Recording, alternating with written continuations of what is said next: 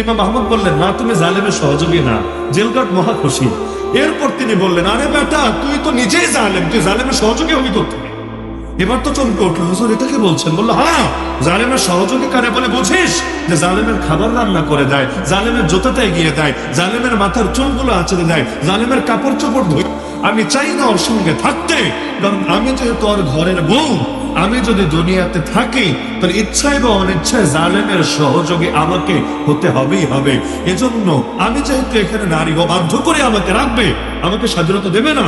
সুতরাং আল্লাহ, আমি আর দুনিয়াতেই থাকতে চাই না, আমাকে তুলে নেন আপনার কাছে, জান্নাতে একটা ঘর বানায় দেন আমার জন্য আপনার নিকটে।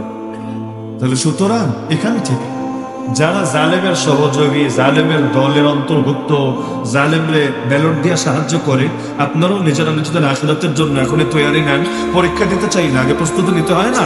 তো জাহান্নামে মাইট টাইট যে খাবেন, আগ থেকে রেডি হতে হবে না?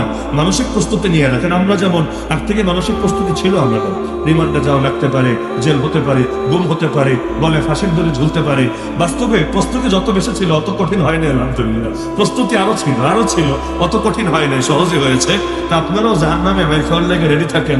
দুনিয়া রিমান্ডে দেখ বা না দেখ, ডিম থেরাপি দেখ বা না দেখ, জাহান্নামের দারোগা রেডি আছে আপনাদের খেদমতের জন্য, 24 আওয়ার্স বিনামূল্যে সেবা দেওয়ার জন্য। সুতরাং জালেম এবং জুলুম যদি ছাড়তে না পারেন, এখন থেকে মানসিকভাবে তৈরি নেন, যাতে করে আপনাদের একটু বাঁশের দলা খাওয়া সহজ হয়, ডিম থেরাপি খাওয়া সহজ হয়, আগুনে কাবাব হওয়াটা সহজ হয়। প্রস্তুতি থাকলে ইনশাআল্লাহ মানায় নিতে পারবেন। আর জাহান্নাম কিন্তু অসাম্প্রদায়িক জায়গা, টেনশন নেই, অসাম্প্রদায়িক জায়গা। পাপী মুসলমানও থাকবে, কাফের ও মুশরিক ও নাস্তিক ও বেঈমান ও মুরতাদ ও কাদিয়ানী ও সব দল বিয়ল মিলে একসাথে থাকবে। দশে মিলে করি কাজ, হারে যদি নাহি রাজ। অপরদিকে জান্নাত কিন্তু সাম্প্রদায়িক জায়গা, একমাত্র মুসলমান সম্প্রদায় ছাড়া দ্বিতীয় কেউ যাবে না।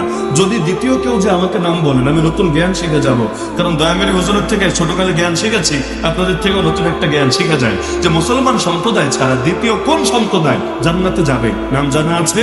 তার মানে জান্নাত এক সম্প্রদায়ের জন্য বরাদ্দ জায়গা, সাম্প্রদায়িক জায়গা, আর জাহান্নাম সকলের জন্য বরাদ্দ জায়গা, অসাম্প্রদায়িক জায়গা। সুতরাং ইসলামের কথা শুনলে যারা সাম্প্রদায়িকতা নাম লাগায় জুলুম করতে চলে আসেন, আপনাদেরকে অগ্রিম টিকিট দিয়ে দিলাম। অসাম্প্রদায়িক জায়গার জন্য মানসিকভাবে প্রস্তুতি নিতে থাকেন। কারণ ডিম বিরিয়ানি খায়া জান্নাতের টিকিট দিলে যদি মুখে হাসি ফোটে, আমরা কিছু না খায়া উল্টাতে টিকিট দিলাম, অসাম্প্রদায়িক জায়গার টিকিট দিলাম, এখনো একটা হাসি তো পেতে পারি নাকি? তো